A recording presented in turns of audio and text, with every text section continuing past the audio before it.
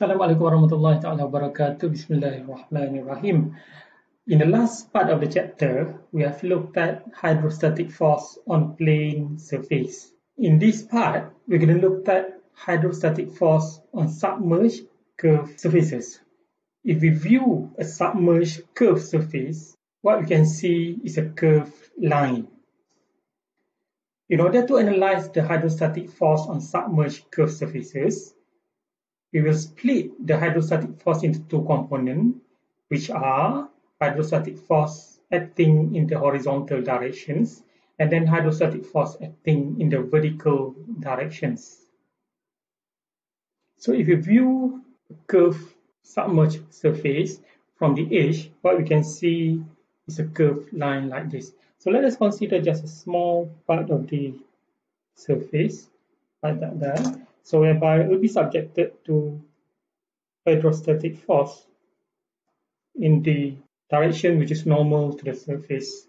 And let's say the positions of the surface is such that the distance from the water surface is equal to h.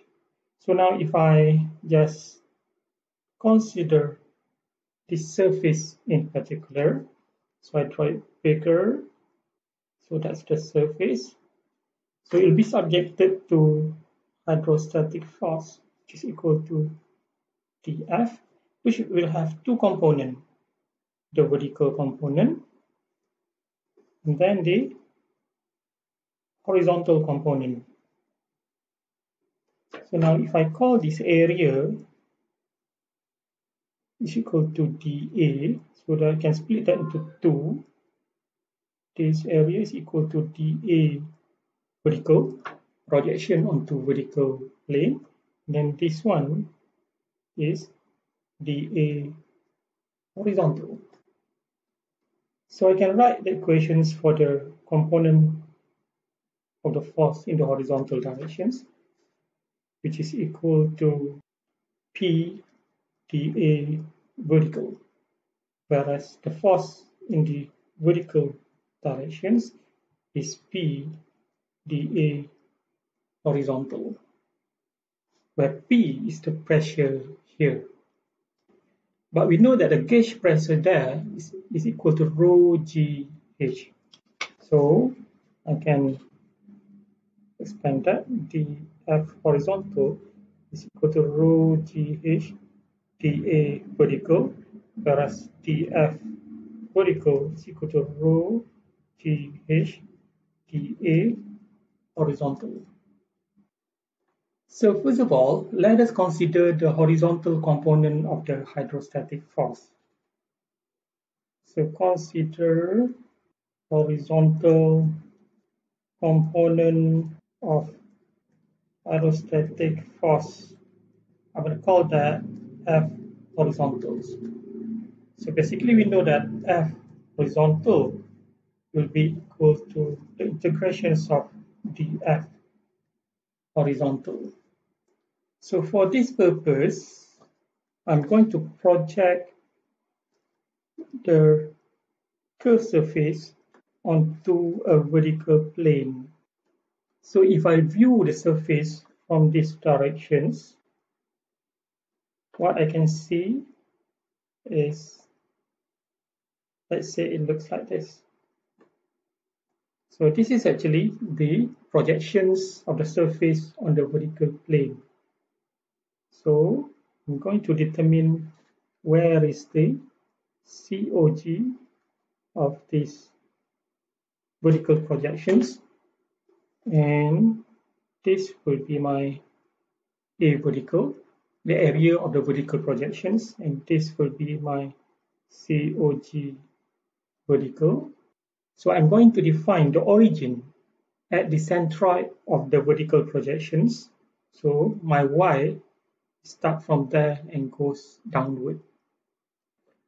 And I will define the vertical distance of the COG of vertical projections of the plane as h bar vertical.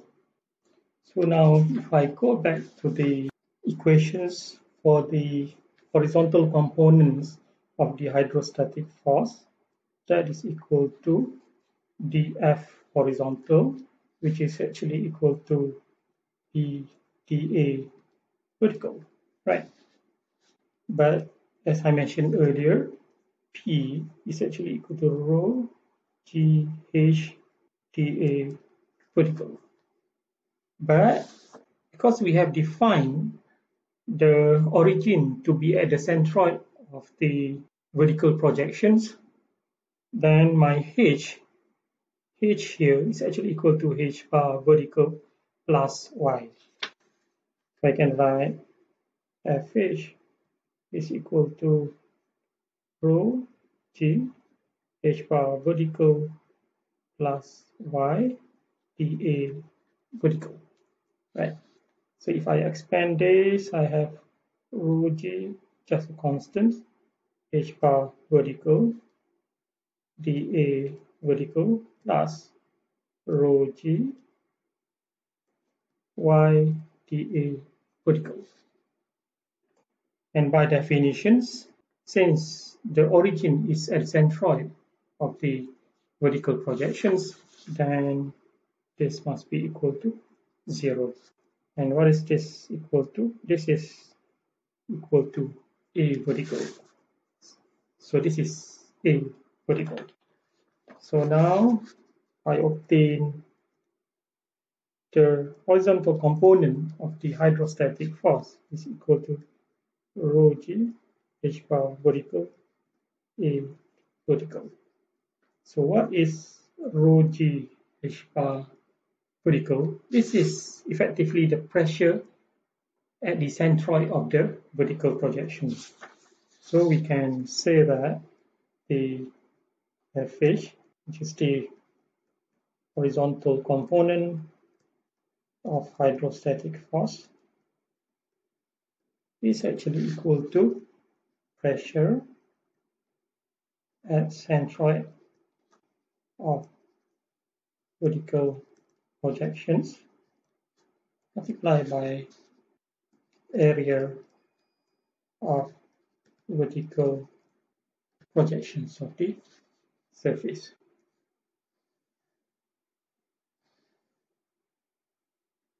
Okay, so the horizontal components of the hydrostatic force is equal to pressure acting at the centroid of the vertical projections multiplied by the area of the vertical projections of the surface. So just now we have obtained the magnitude of the horizontal component of the hydrostatic force. But where will it be acting? It will be acting slightly below the center of gravity of the vertical projections through a point which is equal to center of pressure of the vertical projections of the submerged surface. So it will be acting here.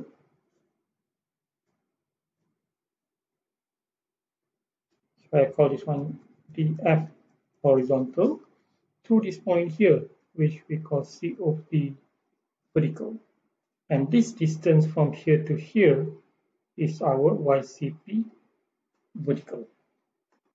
So we can repeat the same analysis as what we did in the last part for plane surface, and we will obtain YCP vertical will be equal to IXX vertical over H bar vertical A vertical.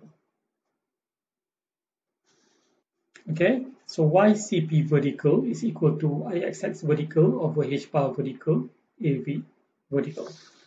So basically, just now, we have obtained the expression for dF horizontal, which is equal to rho G H bar vertical A vertical, and then YCP vertical is IXX vertical over H bar vertical A vertical. So next, let's consider the vertical component of the hydrostatic force. Vertical component of hydrostatic force, dF vertical. So just now we have dF vertical is equal to P dA horizontal, which equal to rho g h dA horizontal. So this means that F, the total vertical force, will be equal to rho g h dA vertical. So now if we consider the surface again, so this is the surface. Let's say this is the water level. So just now we just consider this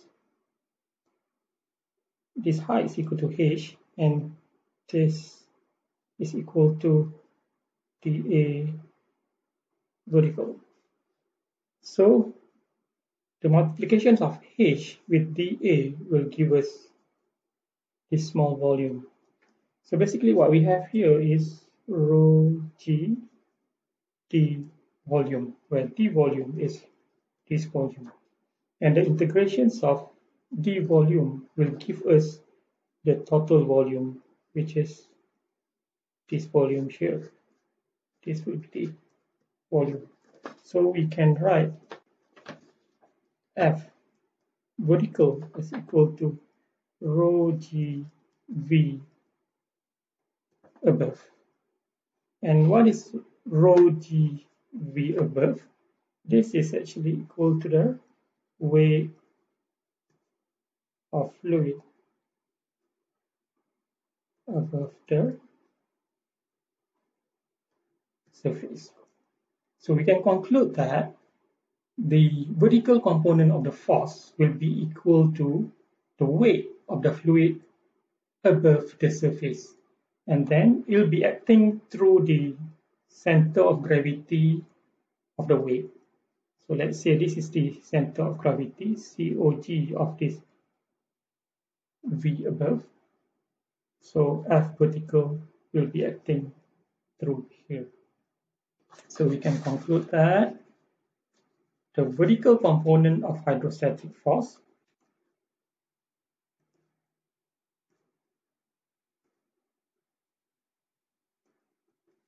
will be equal to the weight of fluid above the surface.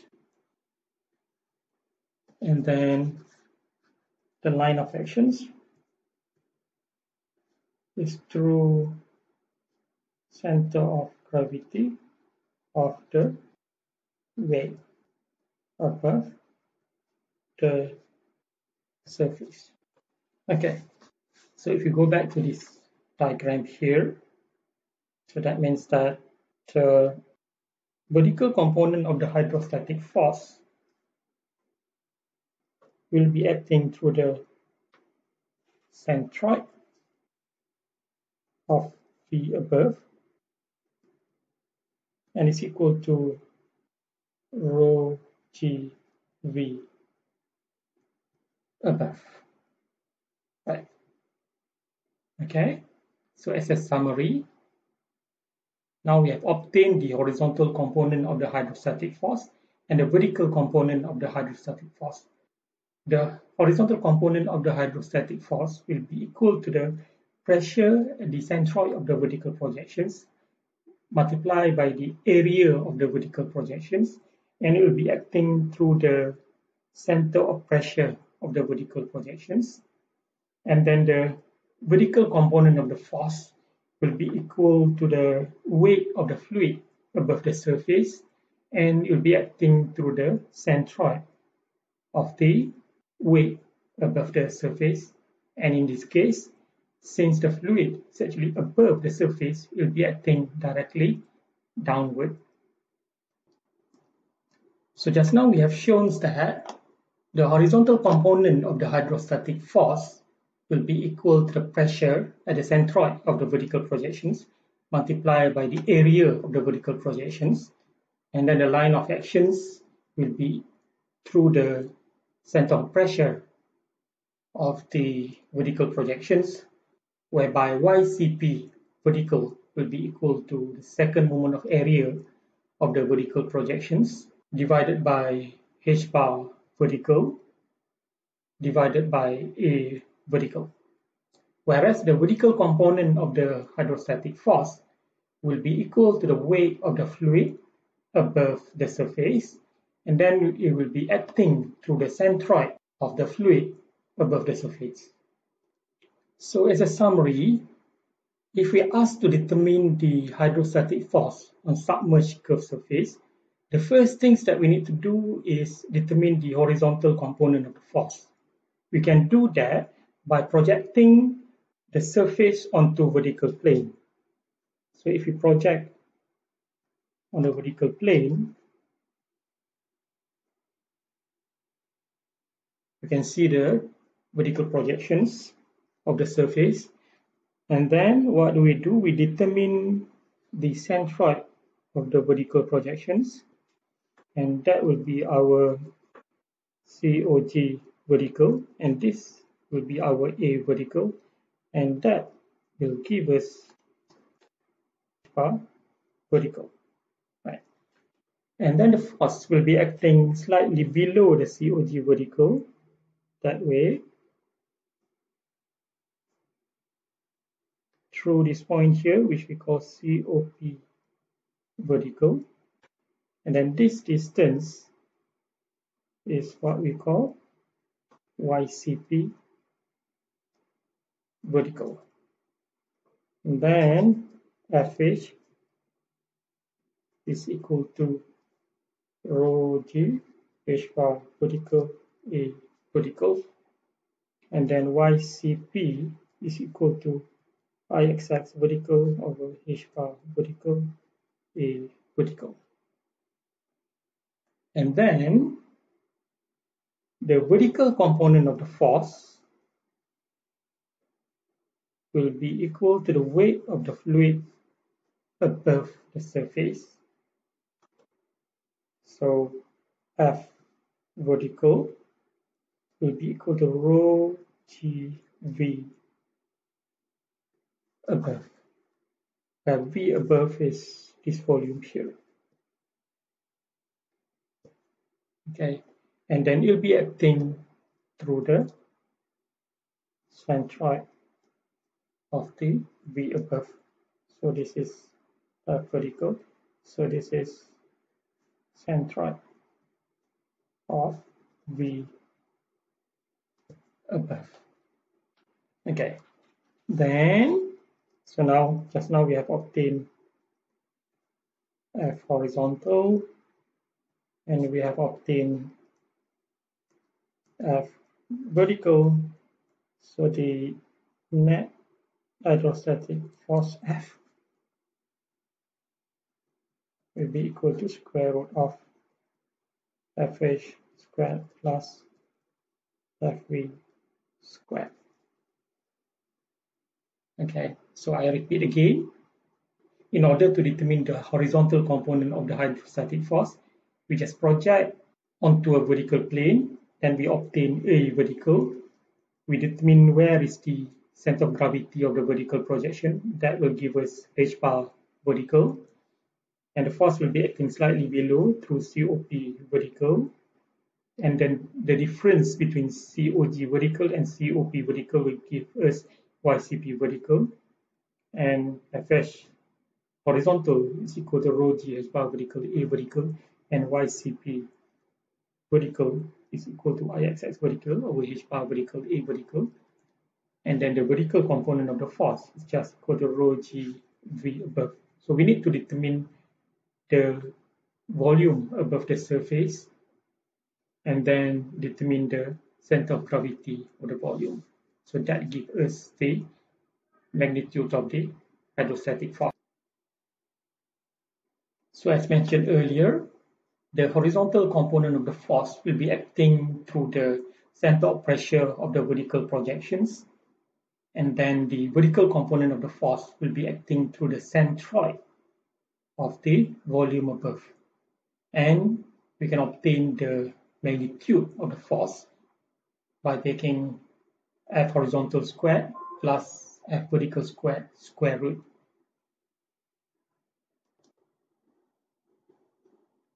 Just now we have considered the case whereby water is above the curved surface. What if we have a situation whereby water is underneath the surface? The level of the water is the same, but the water is actually underneath the surface. If we first of all consider the horizontal component of the force, the projected area will be exactly the same. So that means that the magnitude of the horizontal component of the force has to be the same.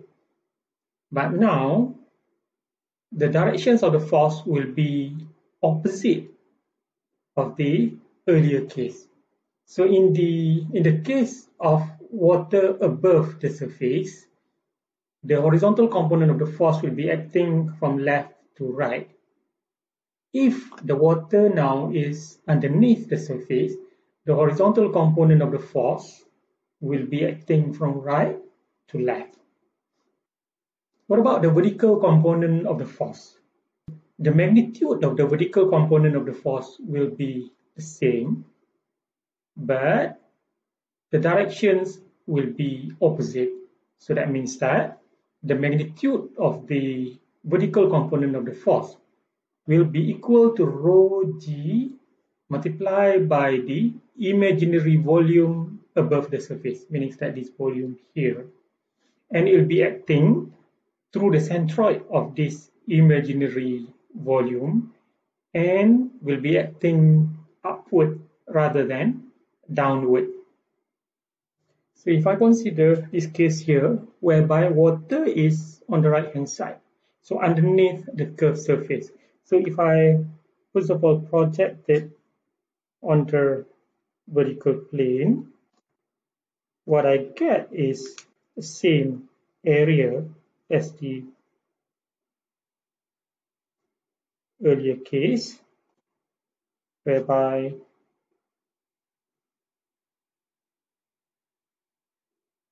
this will be our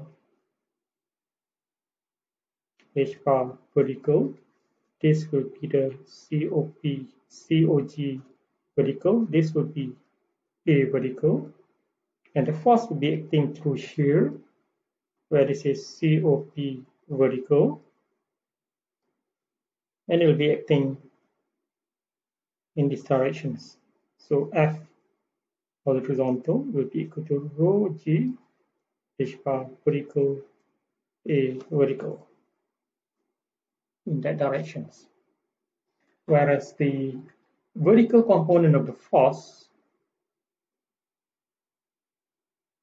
will be acting upward and it will be acting through the center of gravity of this imaginary volume above. So it will be acting upward.